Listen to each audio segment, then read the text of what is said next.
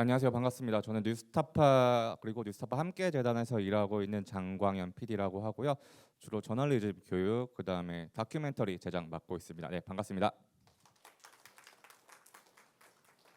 이제 뉴스민이 이제 10년이 됐죠. 오늘 10년을 이제 축하하는 자리이기도 하고 그걸 기념해서 만든 자리라고 알고 있고요. 네, 공교롭게 뉴스타파도 올해로 10년이 됐습니다. 10년을 맞이해서 뉴스타파도 새로운 프로젝트를 시작했는데요. 이 독립언론 인큐베이팅을 시작했습니다. 그럼 뉴스타파는 왜 독립언론 인큐베이팅을 시작을 했을까요? 요걸 보시면 요거대로 말씀을 드릴 거예요. 홍수엔 마실 물이 없다. 요거에 대해서 말씀을 드리면서 언론 산업 구조에 대해서 좀 말씀을 드릴 거고요. 뉴스타파의 지난 10년을 말씀을 드리고 앞으로의 10년 이렇게 말씀을 드리도록 하겠습니다. 첫 번째로 여기 있는 친구들이 뉴스타파 연수생이에요. 뉴스타파는 2014년부터 이제 뉴스타파 탐사보도 연수라는 제도를 운영 중에 있고요. 이제 언론인이 되고 싶은 대학생들이 와서 탐사보도 기법을 배우고 데이터 저널리즘을 경험하고 갑니다.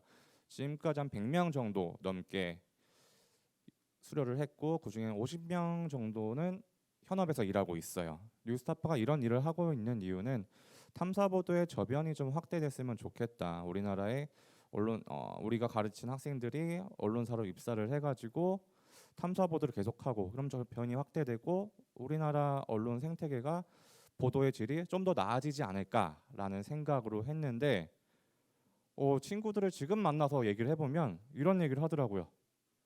선배 여기서는 탐사 보도 못할 것 같아요 라는 말을 굉장히 많이 해요. 이제 요거를 한 지 지금 7년 8년 정도가 됐는데 어느 정도 연차가 됐잖아요. 그럼에도 불구하고 그때 연수했을 때 썼던 그런 탐사보도 기사는 여기서는 힘들 것 같은데요 라는 얘기를 하더라고요. 저희가 되게 단순하게 탐사보도를 못하는 이유가 탐사보도 기법을 몰라서가 아니고 그러면은 우리나라는 탐사보도를 하기 굉장히 어려운 구조다 그렇게 생각이 들더라고요. 그러면 왜 안 될까? 언론 산업 구조에 대해서 조금 얘기를 해보면 이게 무슨 숫자일까요? 10628 뭘 것 같아요? 지금 등록된 언론사 숫자입니다. 10,000개가 드디어 넘었어요. 매년 원래는 한 2,000개 정도 됐는데 10년 만에 10배가 5배가 늘었어요. 이게 이상하죠. 왜냐하면 지금 모두가 언론사 어렵다. 언론사 운영이 될까? 언론의 위기다. 그리고 언론 신뢰도는 점점 낮아지고 있고 저는 굉장히 좀 부적절한 말이라고 생각하지만 기레기라는 말이 유행하고 있는 시점에 왜 계속 늘어날까요? 이상하잖아요. 이유는 뭐 쉽죠. 일단 돈벌이가 되니까 늘어날 거고 그다음에 허들이 낮으니까 계속 언론사가 생겨나는 거겠죠. 그래서 이 10,000개가 되는 언론사에서 쏟아내는 기사는 굉장히 많아요. 그런데 이런 말이 있잖아요. 홍수에는 마실 물이 없다. 기사는 굉장히 많이 쏟아지고 있는데 언론사에 대한 신뢰도는 떨어지고 있고 독자들은 읽을 만한 기사가 별로 없다라고 얘기를 하고 있고 심지어 언론사 스스로도 요거에 동조하고 있어요. 무슨 말이냐면 우리가 흔히 자유경쟁 시장이라고 하면은 언론사가 많아지고 기사가 많아지면은 기사의 질도 올라가야 되잖아요. 왜냐하면 좋은 품질의 기사만 살아남아야 되는데 한국에서는 안 되고 있는 거예요. 그 단적인 예가 네이버 같은 경우는 언론사가 직접 그 편집을 할 수 있거든요. 큐레이팅을 직접 할 수 있는 페이지를 제공하는데 우리가 자유경쟁 시장을 생각했을 때는 공들여서 쓴 기사를 거기에 큐레이션을 해야 되잖아요. 예를 들어 공들여 쓴 기사라고 하면 디지털 뉴스가 있고 지명 기사가 있으면 지명 기사를 더 많이 큐레이팅 할 것 같은데 들여다보시면 아시겠지만 그렇지 않아요. 대부분은 클릭수가 많이 나오는 그런 디지털 뉴스, 뭐 예를 들어서 뭐 어떤 정치인이 막말을 했다 이런 어떤 정보성이 별로 없고 우리 사회에 별로 공익적 가치가 없는 기사가 많이 올리고 있거든요. 그런 언론 환경 속에 우린 놓여져 있다라고 하는 거죠. 그럼 다 아시겠지만 저희가 좀 거칠게 몇 가지 모델링을 해봤어요. 언론사는 뭘 팔까요? 첫 번째 독자를 파는 모델이 광고 모델이죠. 우리는 독자를 10,000명 갖고 있어, 100만 명 갖고 있어 라는 이 풀을 가지고 광고주한테 판매를 하는 거죠. 그래서 광고주의 수입을 통해서 꾸준한 콘텐츠를 만들고 더 많은 독자를 갖고 오고 또 더 좋은 콘텐츠를 만들어내는 게 이제 광고 모델이었고, 예전에는 되게 이게 선순환 구조였던 것 같아요.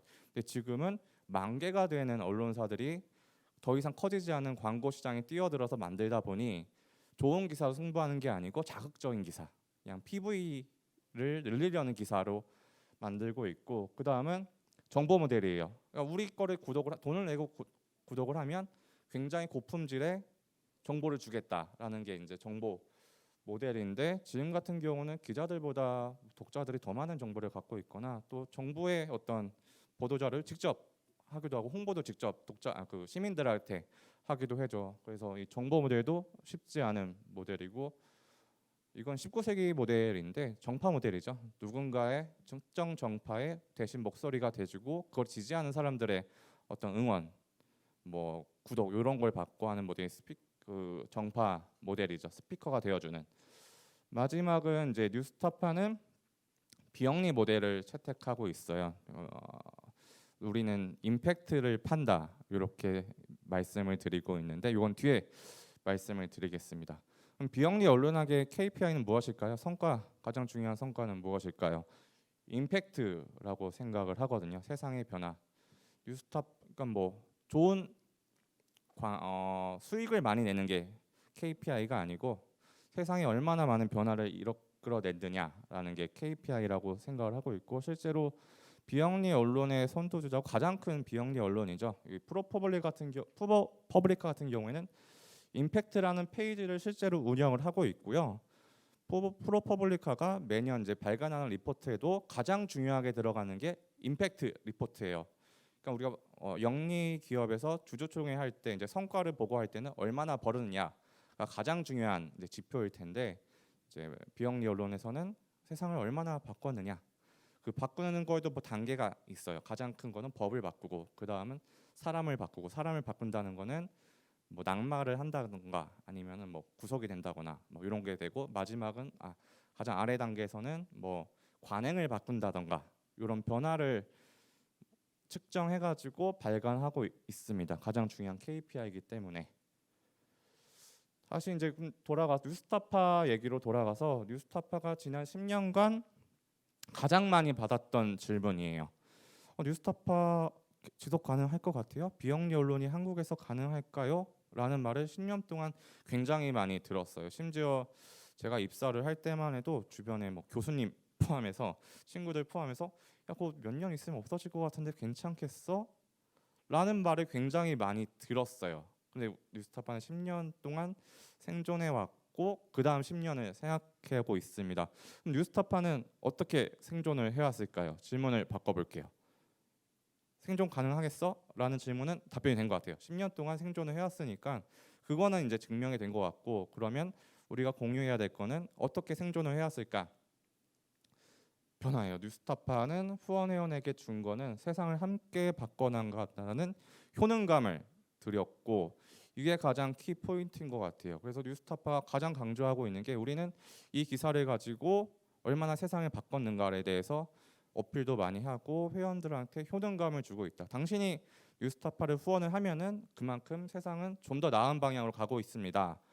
라는 걸 계속 어필을 해왔고, 그게 10년간 뉴스타파를 유지해온 비결이 아닌가라고 생각을 합니다. 다시 정리를 하면은, 비영리 언론 모델이라고 아까 말씀드렸을 때 임팩트를 판다라고 말씀을 드렸고, 뉴스타파는 실제로 그렇게 해왔고 그게 생존의 비결인 것 같습니다. 그럼 어떻게 그런 보도를 해왔냐라고서 조금 몇 가지를 소개를 해드리면, 뉴스타파는 제보 출입처 없이 취재하는 게 프로세스예요. 이거를 되게 프로세스화를 되게 많이 했는데, 뉴스타파 하면은 많은 분들이 또 되게 비당파적인 보도를 어떻게 하느냐라고 했을 때, 뉴스타파 내부에서 강조하고 있는 게 제보는 없다고 생각해라.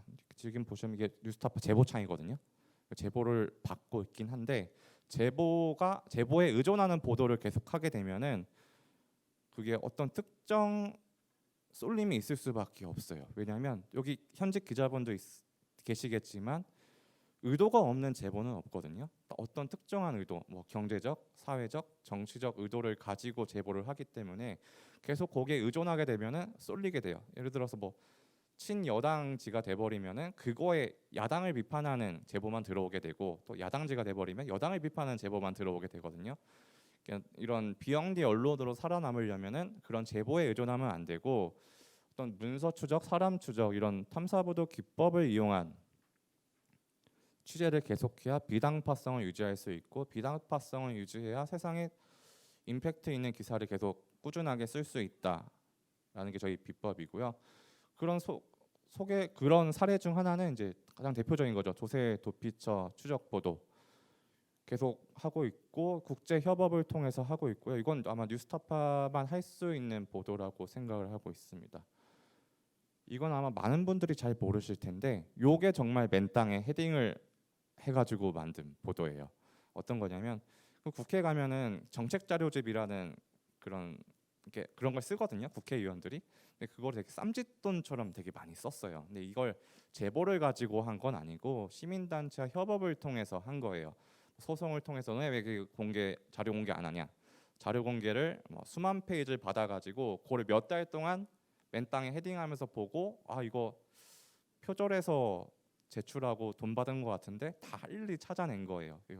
그래서 지금은 국회에서 더 이상 그런 관행은 없어졌다고 해요. 그래서 이것도 뉴스타파가 맨 땅에 헤딩을 해서 기사를 쓰고, 그게 어떤 임팩트를 준 가장 대표적인 기사가 아닐까라고 생각했습니다. 이런 게 가능했던 이유는 협업이에요. 이거는 저희 뉴스타파가 후배가 들어오거나 어떤 교육을 할 때 가장 중요하게 얘기를 하는 건데, 왜냐하면 뉴스타파는 계속 임팩트 있는 기사를 써야 생존할 수 있는 언론사라고 말씀을 드렸잖아요. 근데 뉴스타파는 48명밖에 안 돼요. 굉장히 작은 숫자죠. 작은 숫자의 사람들이 모든 걸 취재할 수 없고, 하나의 아이템이 들어가면 6달이 걸리는데 그거를 다 아이템 빈 거를 채워야 되잖아요. 그러면은 다른 언론사와 그다음 다른 시민단체와 협업을 해야 된다라는 게 뉴스타파의 어떤 노하우였습니다. 그럼 이렇게 말씀을 드려볼게요. 10년 동안 그래 왔으면은 다음은 어떻게 할 거야? 협업을 저희는 키워나가는 게 앞으로의 10년의 비전이라고 생각을 합니다. 뉴스타파와 같은 독립언론을 계속 만들어내는 게 목적이에요. 뉴스타파 같은 매체 한 10개만 만들면은 비영리 언론, 세상에 임팩트를 만들어내는 언론사 10개 정도만 되면 더 나은 세상이 되지 않을까라고 시작한 게 뉴스타파 저널리즘 스쿨이고, 요게 이제 인큐베이팅 프로그램입니다. 그동안 저널리즘 스쿨이라고 하면은 아까 처음에 말씀드렸듯이 좋은 언론인을 길러내면은 그 친구들 언론사에 입사해서 좋은 기사를 쓰겠지, 막연하게 그렇게 생각을 했는데, 뉴스타파가 해보니까 아닌 거예요. 시스템을 바꿔야 돼요. 시스템을 바꾼다는 거는 뉴스타파가 생각했을 때는 비영리 언론을 더 만들어내고, 이 네트워크를 구성해서 이 잘 교육을 받은 기자들이 마음껏 기사를 쓰는, 세상을 바꿀 만한 기사를 쓰는 그런 생태계를 만들어 가자라고 생각을 해서 1단계는 교육을 하는데 탐사보도 기법을 주로 가르치고요. 2단계는 뉴스타파 같은 독립언론에서 1년 정도 펠로우를 하면서 실무를 익힙니다. 마지막 3단계에서는 이 친구들 실무를 익힌 걸 가지고 실제로 창업을 해요. 지금 생각하고 있는 모델은 특정 분야, 예를 들어서 환경만 탐사하는 혹은 사법정의만 탐사하는, 예산만 탐사하는 소규모 탐사보도 매체를 창간해가지고 뉴스타파가 1년 정도 좀 더 인큐베이팅하는 그런 모델을 생각하고 있고요. 그래서 뉴스쿨은 그래서 주로 출입처 없이 취재하는 방법을 가르칩니다. 뉴스타파가 인큐베이팅하고 싶은 매체는 단순히 어떤 뉴스를 큐레이팅하는 그런 뉴스 스타트업이 아니고 직접 취재하는, 오리지널 인포메이션을 생산하는 그런 걸 원하기 때문에 이런 걸 생산하는 걸 가르치고 있고요. 그래서 작지만 강한 매체, 탐사보도 전문 매체, 비영리 독립 언론을 만들고 싶습니다. 시간이 없어가지고 좀 빠르게 진행하겠습니다. 1분만 더 쓰겠습니다. 이게 뭘까요? 뭐냐면 미국에서는 이미 400여 개의 비영리 뉴스룸이 존재했어요. 근데 이게 긴 시간 동안 만들어진 건 아니고요. 2010년에 27개에서 출발을 하거든요. 근데 지금은 400개가 됐어요. 10년 만에 20배가 넘은 거예요. INN이 뭐냐면 그 미국의 독립 언론 네트워크거든요. 비영리 독립 언론 뉴스룸 네트워크. 거기 수크로스 대표랑 지난주에 세미나를 했는데 이런 얘기를 하더라고요. 자기들도 처음에 이 정도로 폭발적으로 커질 줄 몰랐다라고 얘기를 하면서 분명히 한국에서도 가능하다라는 이야기를 하더라고요. 그래서 미국에선 지금 400개 뉴스룸에서 2,700명의 기자가 90% 이상의 뉴스룸이 생존하면서 운영을 하고 있다고 합니다. 2,700명의 기자라는 숫자는 로이터가 전 세계 갖고 있는 기자 수랑 똑같아요. 결론을 대신에 말씀을 드리면 이제 새로운 언론 생태계를 위해서는 새로운 언론 세계관이 필요하다고 생각을 하거든요. 우리가 그동안 새로운 어떤 언론 모델이라고 생각하면은 뭐 구독 모델, 광고 모델, 또 바람직 뭐 어떤 누군가의 정파 모델 뭐 요 정도 얘기를 굉장히 많이 했는데 뉴스타파는 비영리 모델도 충분히 가능하다. 그리고 이렇게 가야만 더 건강한 언론 생태계를 만들어갈 수 있다라고 생각을 하고요. 그리고 비영리 언론에 후원을 한다는 세계관 자체가 생긴 지 얼마 안 됐어요. 미국에서도 그렇고 유럽에서도 마찬가지예요. 이런 관념 자체가 생각 자체가 생긴 지 얼마 안 됐기 때문에 이런 장 자체가 많아져가지고 언론은 단순히 어떤 광고 모델로 갈 수 있는 게 아니고 후원 모델로도 충분히 가능하다. 비영리 모델로 갈 수 있다라는 얘기가 많이 퍼지고 그러기 위해서 이런 논의장 자체가 많아졌으면 좋겠습니다. 여기서 제 발표는 마치고요. 이제 궁금한 거 있으시면 질문 받도록 하겠습니다. 감사합니다.